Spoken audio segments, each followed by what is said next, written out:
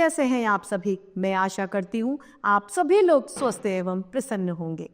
आज हम हमारा पाठ निबंध लेखन को पढ़ेंगे और समझेंगे। तो आइए इस पाठ को प्रारंभ करते हैं।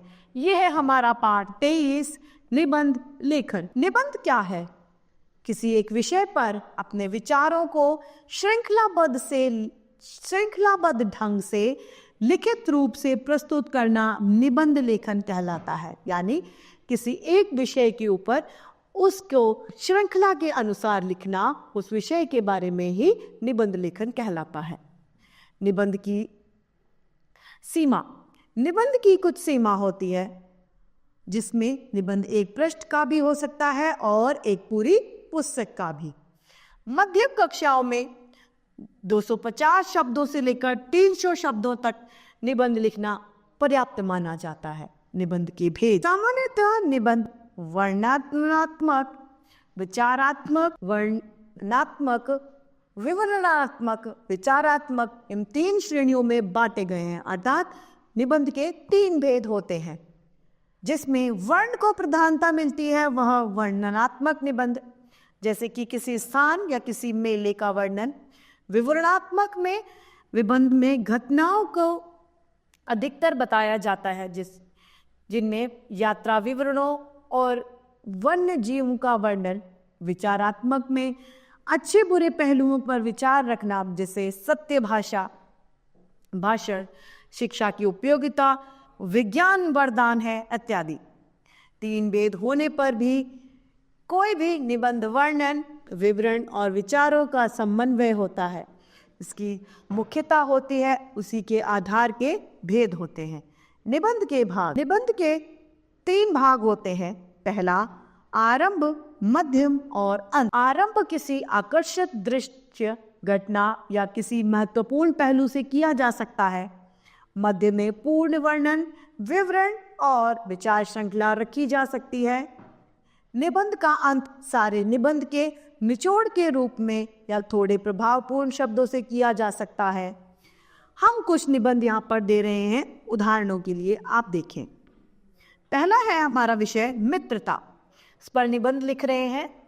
मित्रता एक ऐसा अनमोल मोती है जिसे समाज रूपी गहरे सागर में डूब कर ही पिरोया जा सकता है। अच्छा मित्र मिलना सौभाग्य की बात है, क्योंकि संगति का हमारे जीवन में बहुत बड़ा असर है। कृष्ण और सुदामा, अर्जुन और कृष्ण, विभीषण और सुग्रीव की राम से मित्रता, ये मित्रता के अनोखे उदाहरण हैं। सच्चा मित्र दुखों की सर्वश्रेष्ठ दवा होती है। सच्चा मित्र सुख और दुख में समान भाव से मैत्री निभाता है। जो केवल सुख में साथ हो वह सच्चा मित्र नहीं होता। वास्तविक मित्रता तो अलौकिक चीज है। मित्रता के पीछे यदि स्वार्थ है तो वह मित्रता नहीं, ढोंग है। मित्र बनाने में कभी भी जल्दबाजी नहीं करनी चाहिए। हमेशा सदैव हंसमुख चेहरा, मीठी बातें या फिर क्षणिक दरियादिली देखकर किसी को मित्र बना लेना नासमझी है। पहले यह परखना चाहिए कि जिसे हम मित्र बनाने जा रहे हैं वह हमसे स्वार्थ तो नहीं साधना चाहता, वो हमसे कोई अपना मतलब तो नहीं निकालना चाहता। सच्चा मित्र कभी स्वार्थ की भावना नहीं रखता। वह मित्र के सुख को अपनाना, सुख दुख को अपनाता है। मित्र की पहचान यही है कि वह संकट में भी साथ नहीं छोड़ता। कभी कभी मित्रों से कुछ समय तक भेंट नहीं होती, इससे उसके मैत्री भाव में कमी नहीं आती है, यदि वह सच्चा मित्र है तो। सच्चा मित्र कभी हमारी बात का गलत अर्थ नहीं लगाता। मित्रता की कीमत केवल मित्रता ही है। इसका मूल्य रुपए पैसों से नहीं चुकाया जा सकता। सच्चा मित्र दुर्लभ होता है, यानी बड़ी मुश्किल से मिलता है, लेकिन जब मिलता है तो अपने मित्र के सारे कार्य को सुलभ बना देता है। सच्चा मित्र भूले भटके मित्र को सही राह दिखा सकता है। मनुष्य को सच्चे मित्र की तलाश में रहना चाहिए। हमें स्वयं भी आदर्श मित्र का उदाहरण बनना चाहिए। यहाँ पर दूसरा दिया गया है प्रदूषण की समस्या। यह एक गंभीर परिस्थिति है, एक गंभीर विपत्ति हमारे ऊपर है प्रदूषण। आइए इसे पढ़ते हैं। प्रदूषण नए युग में महात्रासदी का रूप धारण कर चुका है। जल, वायु, भोजन आदि ध्वनि सभी को प्रदूषित है। नहरों और बड़े कस्बों में अपनी विकराल शक्तियों व सीमाओं का प्रदर्शन कर रहे हैं। हमारे वन, जीव जंतु और जीवाणु, संसार के छोटे छोटे नागरिक भी इस त्रासदी का शिकार हो रहे हैं। वायु में प्रदूषण कारखानों, वाहनों और घरों के चूल्हों से फैलता है। यह प्रदूषण मानव जीवन के लिए एक बड़ा खतरा बन चुका है। इसके कारण नगरों में रहने वालों को फेफड़े में कैंसर, दमा, आंख के रोगी और चर्म रोग के शिकार बनते ही जा रहे हैं। पूरे भारत की नदियां व नाले कारखानों व मनुष्यों के द्वारा गंदे नाले के तौर पर प्रयोग में लिए जाते हैं। गंगा एक दूषित जलधारा बन गई है और अन्य मुख्य नदियां भी यहाँ का यही हाल है। गंगा, यमुना सभी नदियां हमारी प्रदूषित होती जा रही हैं। दूषित जल पीने व नहाने के काम नहीं आता और फलस्वरूप हैजा हो जाता है। इस तरीके से इसमें निबंध में प्रदूषण को बताया गया है। तीसरा है हमारा निबंध मेरी प्रिय पुस्तक।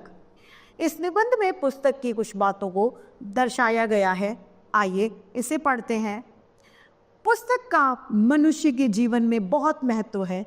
ये उसकी सच्ची साथी या मित्र हो सकती है। उसके अच्छे बुरे समय में उसका साथ देती है। उसकी प्रत्येक समस्या में का निवारण कर इनकी सहायता से किया जा सकता है। लेकिन हमें अच्छी पुस्तकों का ही अध्ययन करना चाहिए। ऐसे नहीं आप खराब किताबें पढ़ें, नहीं। मन को स्वस्थ व प्रसन्न रखने के लिए अच्छी पुस्तकों का अध्ययन करना चाहिए।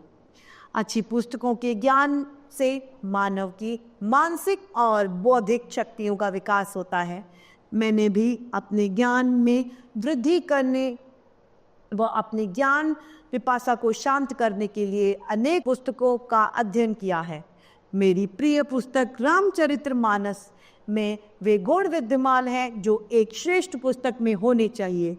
इस महाकाव्य के नायक श्री राम पुरुषोत्तम हैं। ये जीवन के सभी क्षेत्रों में त्याग, दया, परोपकार, शौर्य, धैर्य, सहानुभूति, जनरक्षक, कृपालु आदि अनेक गुणों के परिचायक हैं।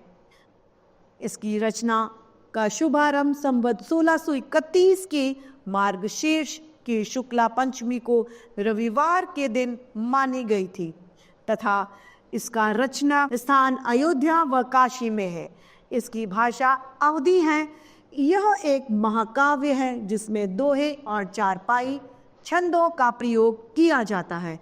इसमें श्री राम का वर्णन एक आज्ञाकारी पुत्र, भ्राता, पति और आदर्श मित्र राजा के रूप में किया गया है। यह पुस्तक बहुत लोकप्रिय है।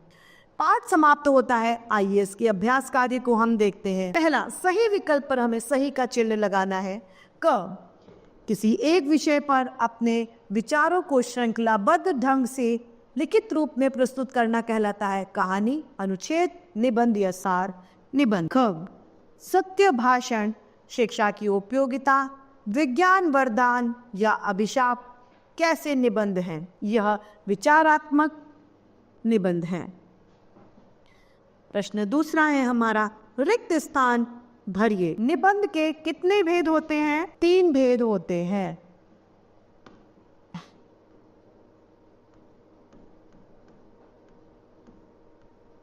ख, निबंध के कितने भाग होते हैं? निबंध के 3 भाग होते हैं।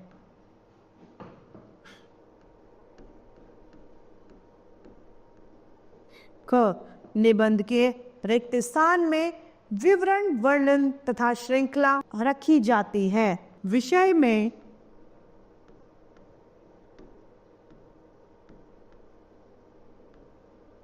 घ, निबंध के अंत में सारे निबंध का संक्षेप या निचोड़ दिया जाता है।